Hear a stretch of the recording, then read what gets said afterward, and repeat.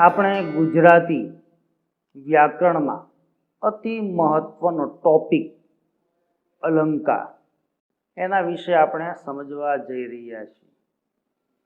અલંકાર એ એક રીતે સ્ત્રીઓ જેમ ઘરેણું પહેરે અને ઘરેણાને અલંકાર કહેવામાં આવે છે.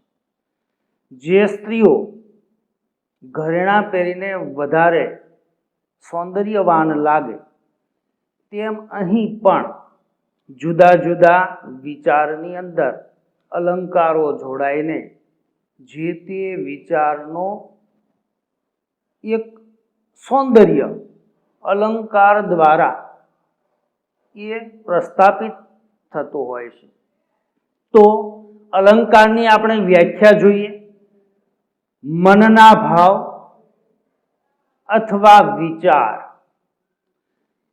વધુ વેધકતાથી કે સચોટતાથી પ્રગટ કરવા વપરાતું સજાવટ વાળું કે શોભા વાળું રૂપ તે અલંકાર. અલંકારના પ્રકારો છે. અલંકારના બે પ્રકાર, એક શબ્દાલંકાર, બે અર્થાલંકાર. તો શબ્દાલંકારની વ્યાખ્યા આપણે જોઈએ કે જે અલંકાર દ્વારા કેવળ શબ્દને જ ચમત્કૃતિ ભર્યા કે આકર્ષક બનાવવામાં આવે તેને શબ્દાલંકાર કહે છે. જે અલંકાર દ્વારા કેવળ શબ્દને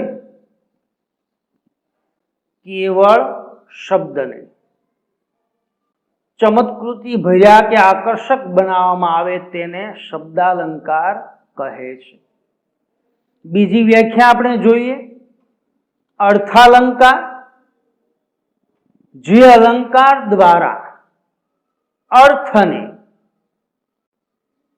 શબ્દાલંકારમાં શબ્દને, અર્થાલંકારમાં અર્થને ચમત્કૃતિ ભર્યા કે આકર્ષક બનાવવામાં આવે તેને અર્થાલંકાર કહે છે. પણ અલંકાર સમજતા પહેલા અલંકાર માટે અગત્યની જે બાબતો રહેલી છે એ ખાસ આપણે સમજવી રહી. અલંકારની અંદર ઉપમેય. ઉપમેય શું છે? જેને સરખાવવામાં આવે, જેને સરખાવવામાં આવે તેને ઉપમેય કહે છે. ઉપમાન બીજો, જેની સાથે સરખાવવામાં આવે, જેને એટલે ઉપમેય, જેની સાથે સરખાવવામાં આવે તેને ઉપમાન કહે છે. ઉપમાન વાચક પદ. ઉપમેયની ઉપમાન સાથે સરખામણી કરતી વખતે સમ, સમાન, તુલ્ય, જેવું, શું, સમોવડું વગેરે જેવા શબ્દનો પ્રયોગ કરવામાં આવે ત્યારે આ સરખામણી સૂચવતા શબ્દને એ અલંકાર નું પૂર્ણ સ્વરૂપ એ બન્યું કહેવાય. સાધારણ ધર્મ. ઉપમેયને ઉપમાન સાથે, ઉપમેય ઉપમાન સાથે કોઈ એક સમાન ગુણની બાબતમાં, કોઈ એક સમાન ગુણની બાબતમાં સરખાવવામાં આવે તે સાધારણ ધર્મ બને છે. આ ચારે ચાર અગત્યની અલંકારની બાબતો જો આપણે સર્વપ્રથમ એને સમજીએ તો દરેક શબ્દાલંકાર હોય કે અર્થાલંકાર તો સરળતાથી સહજતાથી ઉદાહરણ સાથે આપણે સમજી શકીએ. એક ઉદાહરણ મૂક્યું છે અહીંયા. ચારે ચાર બાબતને સાથે લઈને તો વધારે આપણને સમજાશે. ઉદાહરણ છે કે દમયંતીનું મુખ ચંદ્ર જેવું સુંદર છે. તો અહીંયા દમયંતીનું એ શું છે? ઉપમાન છે. જે આપણે ઉપર ઉપમાન અહીંયા જોયું છે. મુખ ચહેરો, ચંદ્ર, ચંદ્ર એ શું છે? ઉપમેય છે. તો આપણે અહીંયા ઉપમેય જે છે જેવું, જેવા, જેવી, જેવું શબ્દ એ શું છે? વાચક પદ છે. ઉપમાન વાચક પદ. સુંદર છે. દમયંતીનું મુખ કે ચંદ્ર? તો એ કેવો લાગે છે? સુંદર છે. તો આ સુંદરતા એ શું સૂચવે છે? સાધારણ ધર્મ. જે આપણે અહીંયા ચોથા મુદ્દાની અંદર સાધારણ ધર્મ. હંમેશા દમયંતીનું મુખ હોય કે ચંદ્ર હોય, એની સુંદરતા એ બંને વચ્ચે સાધારણ ધર્મ સમાન રીતના ચાલી આવી છે. તો આ ઉદાહરણ દ્વારા આપણે એ સમજ્યા. હવે એમના પ્રકારો છે. આપણે આગળ હમણાં જોયું કે બે મુખ્ય પ્રકાર, એક શબ્દાલંકાર અને બીજો છે અર્થાલંકાર. શબ્દાલંકારની અંદર મુખ્ય ચાર અલંકાર રહેલા છે. પહેલો છે અનુપ્રાસ, એમનું બીજું નામ ઓળખ, એ વર્ણાનુપ્રાસ પણ કહી શકાય અને વર્ણ સગાય. બીજો પ્રકાર છે યમક, તેમને બીજા નામથી શબ્દાનુપ્રાસથી એ ઓળખી શકાય. ત્રીજો પ્રકાર છે પ્રાસ સાંકળી, જે બીજા શબ્દ દ્વારા એટલે કે આંતરપ્રાસ પણ કહી શકાય. ચોથો પ્રકાર છે અંત્યાનુપ્રાસ. શબ્દાલંકારમાં ચાર પ્રકાર છે. પછી બીજો પ્રકાર છે અર્થાલંકાર. તેમાં કુલ 15. અહીંયા આપણે એના જુદા જુદા પ્રકારો એ લીધા છે. ઉપમા, રૂપક, ઉત્પ્રેક્ષા, 4 અનન્વય, 5 વ્યતિરેક, 6 શ્લેષ, 7 વ્યાજસ્તુતિ, 8 સજીવારોપણ, 9 દ્રષ્ટાંત, 10 અતિશયોક્તિ, 11 અપહ્યુતિ, 12 સ્વભાવોક્તિ, 13 અર્થાંતર ન્યાસ, 14 અન્યોક્તિ અને 15 વિરોધાભાસ. તો આ દરેક પ્રકારનો આપણે હવે અભ્યાસ કરીએ. શબ્દાલંકારમાં પેલો એ અનુપ્રાસ, વર્ણ સગાય, વર્ણાનુપ્રાસ કે વર્ણ સગાય. આ ત્રણે નામ એક જ શબ્દાલંકાર રહેલો છે. એમની વ્યાખ્યા જોઈ કે એક જ પંક્તિમાં, કાવ્યની પંક્તિ હોય તો એક જ પંક્તિમાં એકનો એક વર્ણ, વર્ણ ર, મ, ગ, ક થી જ્ઞ સુધીના બધા એક વર્ણ છે. તો એકનો એક વર્ણ વારંવાર આવે તેને વર્ણાનુપ્રાસ અલંકાર કહે છે. એનું આપણે ઉદાહરણ જોઈએ. ઉદાહરણ 1, ઝૂકી ઝાડના ઝુંડની ઝાજી ઝાડી. તો આપણે આ એક પંક્તિ, આ એક કાવ્ય પંક્તિને વાંચી તો આપણને સમજાશે કે એકનો એક વર્ણ એક કરતા વધારે વખત આવે છે, અને એ કયો આવે છે એ ખાસ સમજવાનું. જો અહીંયા ઝૂકીમાં ઝૂ, ઝાડના જ, ઝુંડની પણ જ, જાજીમાં જ અને ઝાડીમાં જ. તો એ ઝ જે છે એ એક પંક્તિમાં વારંવાર પુનરાવર્તન પામે ત્યારે આપણે સમજવાનું કે આ અલંકારનો કયો પ્રકાર છે, અનુપ્રાસ, વર્ણાનુપ્રાસ કે વર્ણ સગાઈ. આ ત્રણ એક જ છે. તો એનું આ વાક્ય રહેલું છે એ આપણને તેનો ખ્યાલ આવે. ઉદાહરણ 2, જળનો જવાન જળવતી બને. હવે જો તમે આ વાક્ય સમજશો, વાંચશો, તો તરત જ હવે તમને ખ્યાલ આવશે. તો જળનો અહીંયા જ, જવાનનો જ, જળવતીનો અહીંયા જ બને. તો અહીંયા એક વાક્યમાં જ જે છે વારંવાર પુનરાવર્તન પામે છે. 3 પ્રકાર. ત્રીજો, કાશીમાં એ કામ કાઢ્યું. તો કાશીમાનો કા, કામનો કા અને કાઢ્યું એનો કા.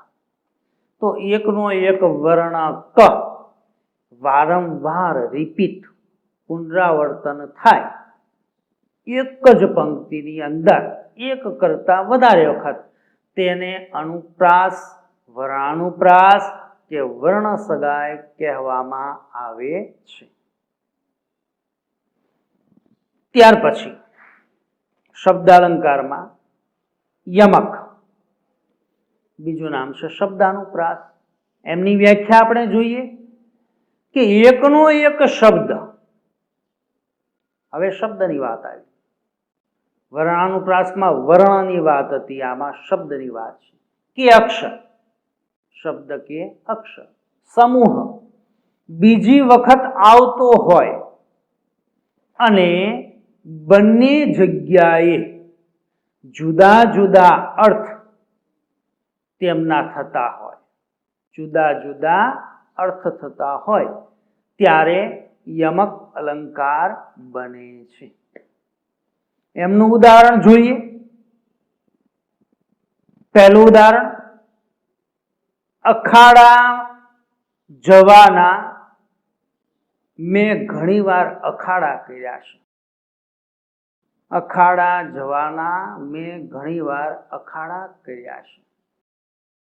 તો અહીંયા પણ જુઓ તમે, અખાડા એક શબ્દ કે અક્ષર જે આપણે કહીએ છીએ, અને એ શબ્દ પાછો એ જ પંક્તિમાં બીજી વખત આવે છે. એક જ પંક્તિમાં એક શબ્દ 2 વખત આવતો હોય અને દરેક વખતે એનો અર્થ જુદો થતો હોય તેને યમક કે શબ્દાનુપ્રાસ અલંકાર કહેવાય છે.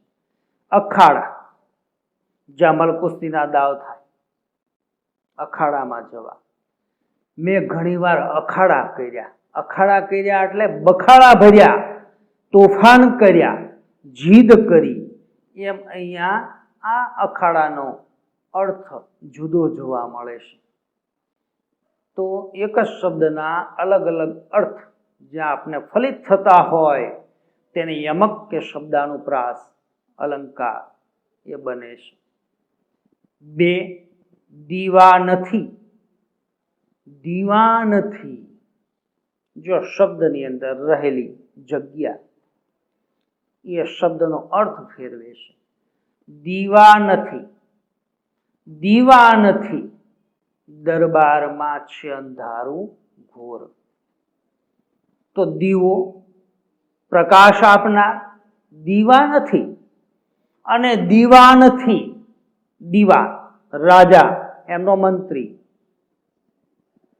એ અબુધ હોય, અણસમજુ હોય, ખ્યાલ ન હોય, તો એ દરબારની અંદર, એ રજવાડાની અંદર અજ્ઞાનતાના કારણે જેમ અંધકાર છવાય છે, જેમ રાતમાં દીવો ન હોય ને અંધકાર છવાય, એમ જીવનની અંદર અજ્ઞાનતાના કારણે પણ એ આપણે અંધકાર છવાય છે, એની વાત આ ઉદાહરણમાં કરવામાં આવી.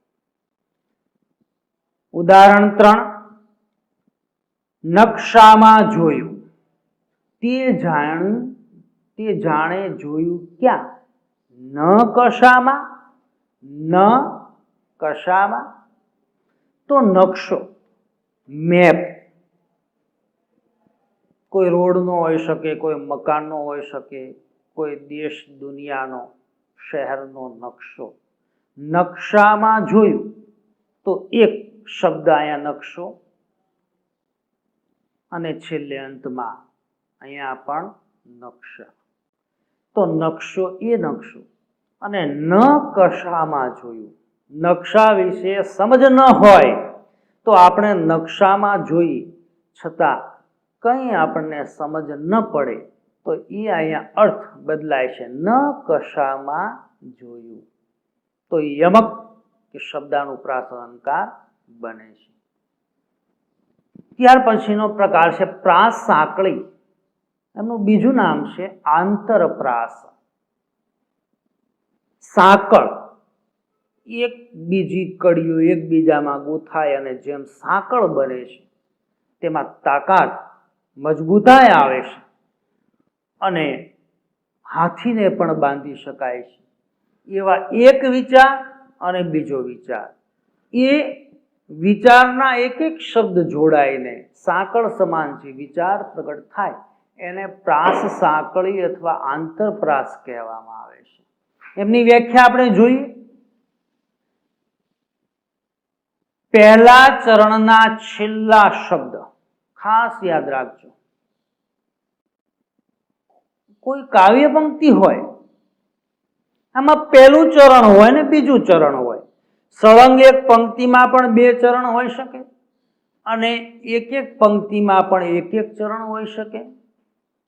તો પહેલું ચરણ, પહેલો વિચાર, ચરણ યાની વિચાર, એમાં છેલ્લો શબ્દ, અને બીજા ચરણના પહેલો શબ્દ, જે પહેલા શબ્દ વચ્ચે પ્રાસ રચાય.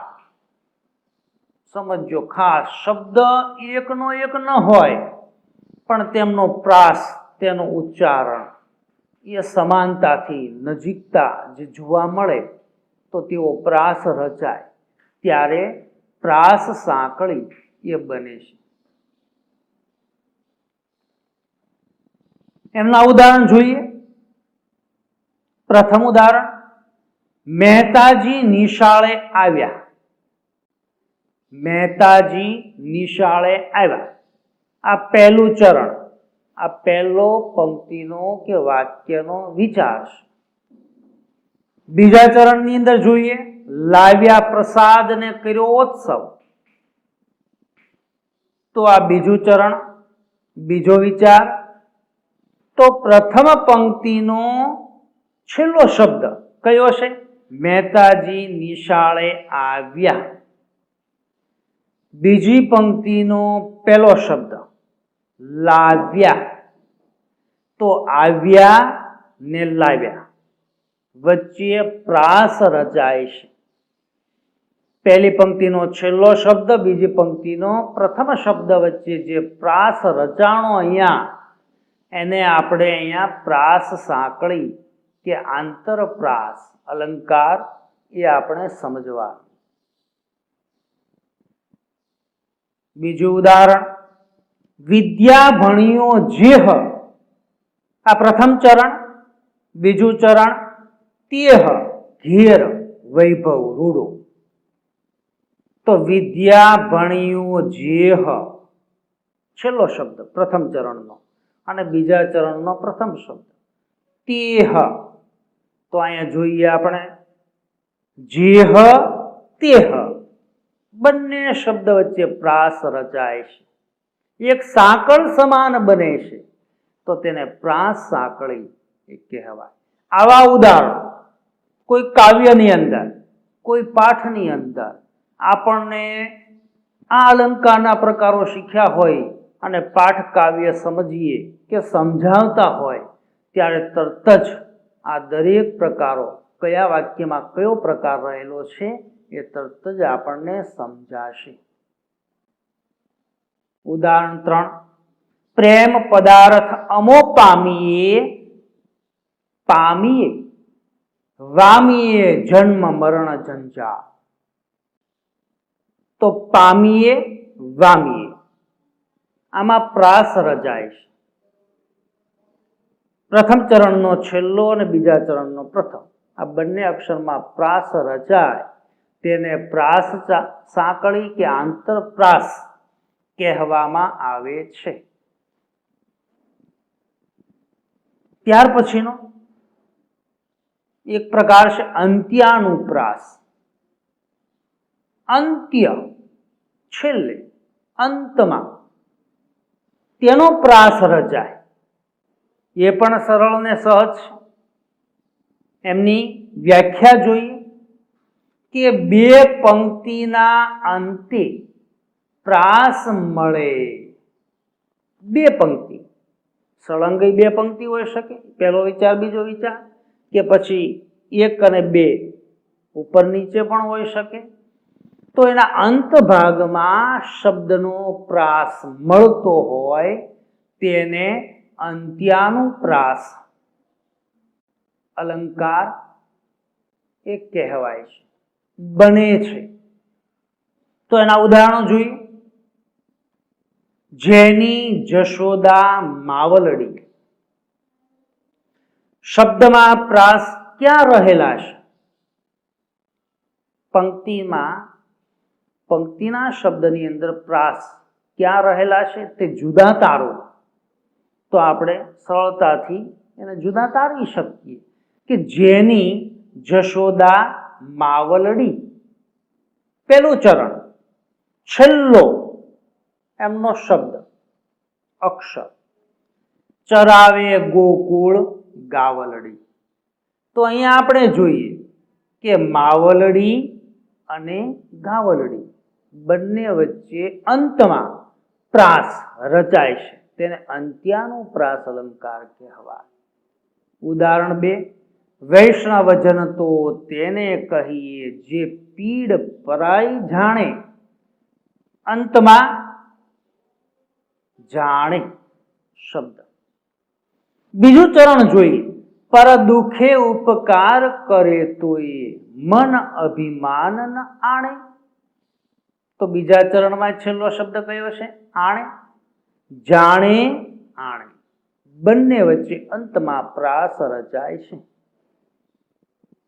ત્રીજું ઉદાહરણ, નવરાત્રિનો ગર્ભદીપ હું શત્રુંજય શૃંગ. પ્રથમ ચરણનો છેલ્લો શબ્દ શૃંગ. બીજું ચરણ જોઈએ. સૂર્ય મંદિરે ગુંજરતો હું ધવલ તેજનો ભૃંગ.